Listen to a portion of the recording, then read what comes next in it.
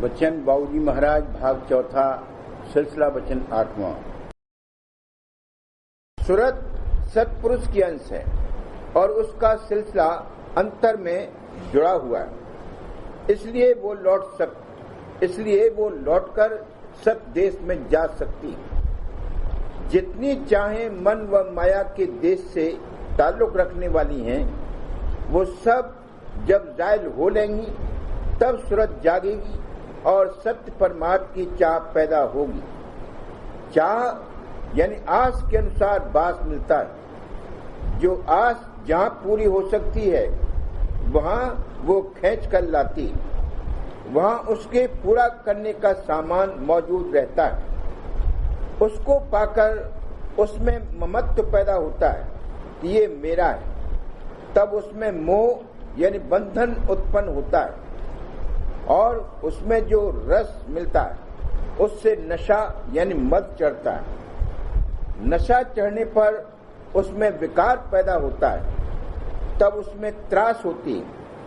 इस देश की चाह और आस ने तन में लाकर डाला और मन आपा दिया और उसके पूरा करने में जो करतूत और करनी बनी उसका कर्म चढ़ा और उसका कर्म फल भोगना पड़ा।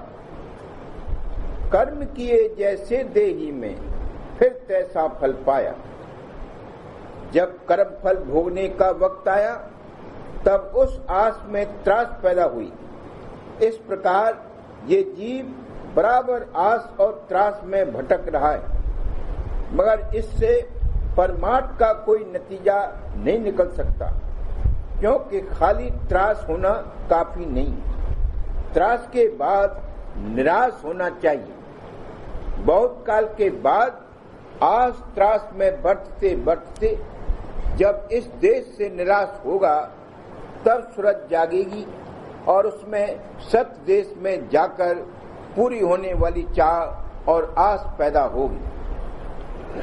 जब अंतर में ये तजुर्बा होगा और मालूम पड़ेगा कि इस देश में रहकर हमारा काज नहीं सरा और मतलब नहीं निकला, यानी हमको सच्चा और दायमी सुख नहीं प्राप्त हुआ, बल्कि बजाय इसके हम दुख सुख में भ्रमती रही और बड़ी तकलीफ उठाई, तब वो मालिक के दर्शनों के लिए पुकारेगी और रिटर्न करेगी। मगर मालिक कोई जल्दी और आसानी से दर्शन नहीं दिए देता। मालिक इससे खूब पुकारवाएगा और रिटर्न कराएगा, यानी मन और माया के देश की एक किरका और जर्रा भर चाह भी बाकी न रहेगी और सब जायल हो जावेंगी और कतई उनके देश से निराश हो जावेगी। तब मालिक दर्शन देगा।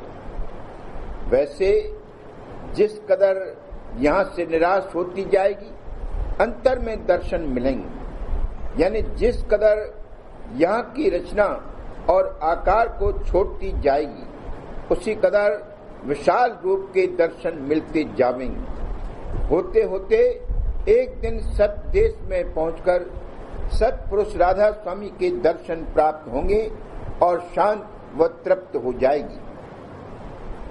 जिस समय ये जीव इस देश से निराश हुआ और इस मन और माया के देश को छोड़कर सब देश में जाने का इरादा किया, वही समय इसके लिए मौसम और ऋतु बदलना है, यानी काल की अधीनता से निकलकर अब संतों की शरण में आने की ऋतु आई।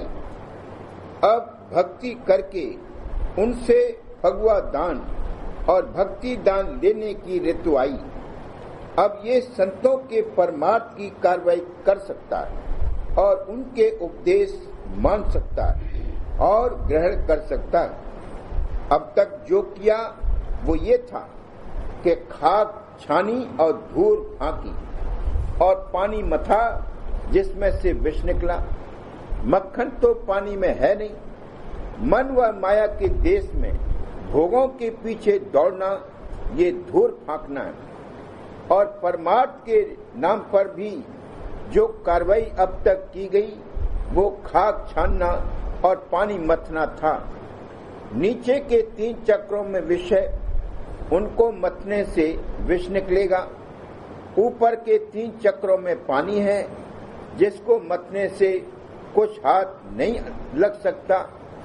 पिंड देश के ऊपर ब्रह्मांड में दूध है, उसका दही जमाकर 10वें द्वार में मक्खन निकलता है और मक्खन में से भी हीर और सार सतलोक में जाकर निकलता है, जहां निर्मल रूप सूरत का बरामद हो जाता है।